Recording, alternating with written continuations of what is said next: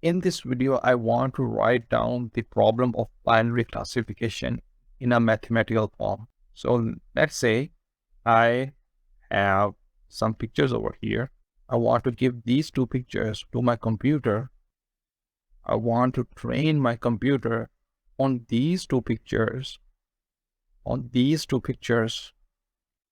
so that in the future, my computer would be able to identify between the pictures of a cat and dog. So I would train my computer on the previous data, and then using some new data,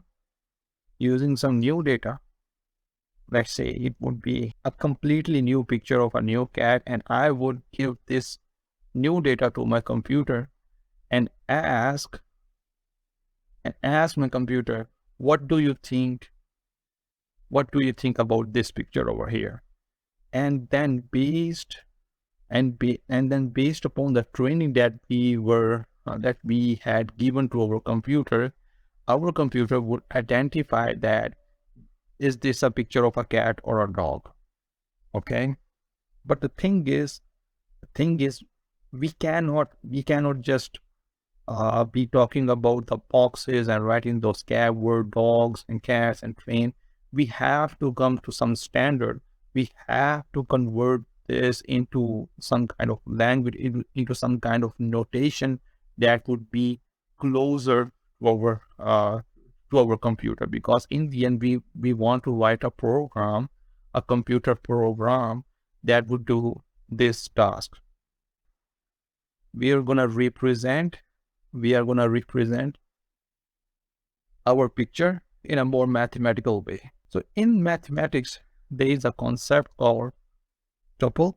A tuple would look something like this: brackets, and there would be values inside it separated by commas, and there can be more values. But in our case, our tuple would be of two values, meaning our tuple would look something like this: square brackets, and we would have two values inside it. We are going to use this tuple to represent the picture of a cat. So we have two values over here. This first part would be a column vector, and it's going to look something like this. What about the second part? The second part over here should tell us what is this picture representing? Who is this picture? Okay, so in our case, let's say if we are storing the features of this picture, then the second part should tell us that we are storing the pictures of the cat.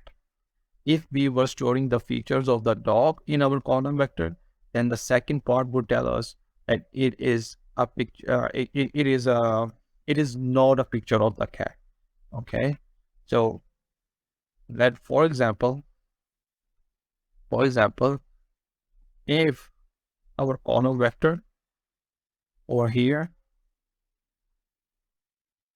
are storing the features, which in our case would be the intensities of the color, 100, 151, 31, 20, then this second part over here is gonna tell us whether it's a cat or a non-cat. So to represent that it is a cat, we would say, okay, we can represent cat by saying 1, and non-cat by saying 0. So since in our example, the first part of the tuple was storing the features of the cat, then the second part should tell us, yes, it's a picture of the cat by storing the value 1 over here. So this is how our tuple would look like for a single example. This is our tuple. This is how our tuple would look like for a single example.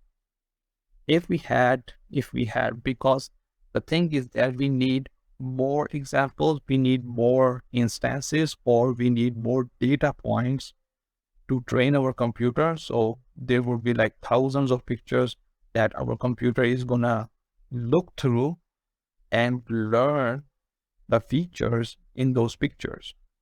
So this means that every single picture is gonna be represented using this concept of tuple in mathematics. So let's say let me take another example. Let's say we had this picture of a dog. Then what would we do? What would we do is that we're going to create a tuple. The first part of the tuple would be a column vector. Second part of the tuple would tell us whether it's a cat or not a cat. Since cat represents 1, the non-cat represents 0. So the second part would be storing 0, and the first part would be storing the intensities. I'm gonna store each of those intensities over here, and that is how we would be doing this for every picture in our data. Now I have used the word data over here. Our data, then our data then would have like maybe, I don't know, tens of thousands of pictures. So let me say, okay, in our case, I had 2 pictures in my data.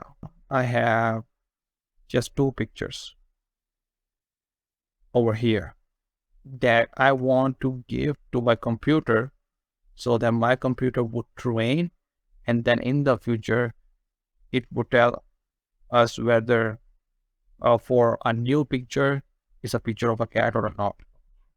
So my data in my example over here consists of 2 pictures. So now we know how to represent a single data point or a single picture or a single instance or a single example. How would we represent this whole data in a more mathematical form now? And now, since we want to represent this whole data in a mathematical form, we would use the concept of sets in mathematics. So our set would consist of tuples, tuple 1 and tuple 2. In our case, since y1 and y2, since we just have 2 pictures over here, that our tuple 1 that would represent our tuple 1, that would represent our tuple 2, and actually each of these tuples again would be what? Would consist of 2 values. First would be a column vector, and the other would be what? The representation, the value of y, whether it's a cat or not a cat. This would be the representation of our data set. This would be called a data set. Since we have used the word, since we have used the concept of sets over here, and in our set we are actually storing our data, so therefore that would be called our data set. The other thing is, since we are using this data over here to first train our computer, therefore we have a more specific name for this data set, and this data set would be called training data. Okay, where X is a feature vector, and in mathematics it's a column vector.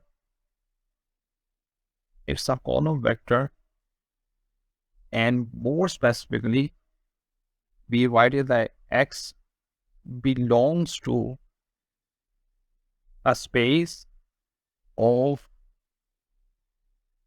nx, real number nx. Here nx is the number of features. Number of features we are storing in our column vector. 1, 2, oh. So how many features are there? This is one feature, this is second feature, this is third, this is fourth, fifth, sixth, 7, 8, 9. So 3 rows and 3 columns would give us 9 features to store. And our number of features, the value of nx, the number of features we want to store in our feature vector, would be 9 for this picture over here. Okay, this picture over here. The value y, the value of y would be either 1 or 0. The value y belongs to either 1 or 0. 1 means 1 represents cat and 0 represents not a cat. This is how we would be representing a single example. And how would you represent the whole data of pictures? Maybe a data of 100 pictures, and you would have something like this. Capital X, this is small x, okay? This is small x. This one over here is capital X. And I would represent that using a set, and I would store the pictures of the tuples in it. X1, Y1 to represent that this data is related to the first picture, this data point, this example, this instance, X2, Y2, and up to so on, the number of pictures you would have in your data set. For example, let's say there were 100 pictures, 100 pictures that you want to train your computer on.